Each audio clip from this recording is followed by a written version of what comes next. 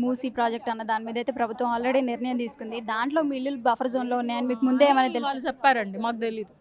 మా ఇల్లు బఫర్ జోన్‌లో ఉందని నాకు తెలీదు. వాళ్ళు చెప్పారు.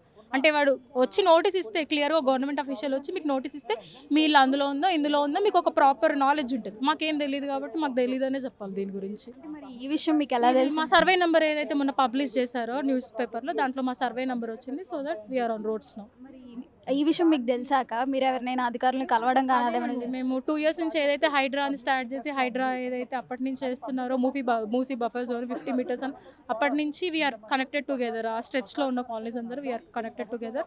అప్పటి నుంచి మేమందరం కనెక్ట్‌లో ఉన్నాము. ఇప్పుడు క్లియర్‌గా ఏదైనా నోటిఫికేషన్ రిలీజ్ చేశాక మేము ప్రాపర్ యాజ్ పర్ గవర్నమెంట్ వెళ్ళాలని లీగల్ మేము 3 ఇయర్స్ అవుతుంది. మరి ఏం చేద్దాం అనుకుంటారు? ప్రభుత్వం ఆల్రెడీ నిర్ణయం తీసుకుంది. వాళ్ళు మరి ఏం నిర్ణయం చేద్దాం? తీసుకున్నంత మాత్రాన మేము మా ఇల్లు ఇచ్చేయాలని అయితే కాదు. ఫస్ట్ ఆఫ్ ఆల్ మేమైతే రెడీగా లేము ఇవ్వడానికి. అసలే రెడీగా లేము. మీరు ఏదైతే బ్యూటిఫికేషన్ అంటున్నారో బిఫోర్ వచ్చి క్లీన్ చేయండి ఫస్ట్ దాన్ని. ఆఫ్టర్ దట్ బ్యూటిఫికేషన్ గురించి మాట్లాడండి అని చెప్పి. మళ్ళీ ఇంకో మాట మీకు చెప్పదలుచుకున్నాను. We are not Musi residents. We are Musa residents. 9 meters buffer zone మేము ప్రాపర్‌గా ఉన్నాము.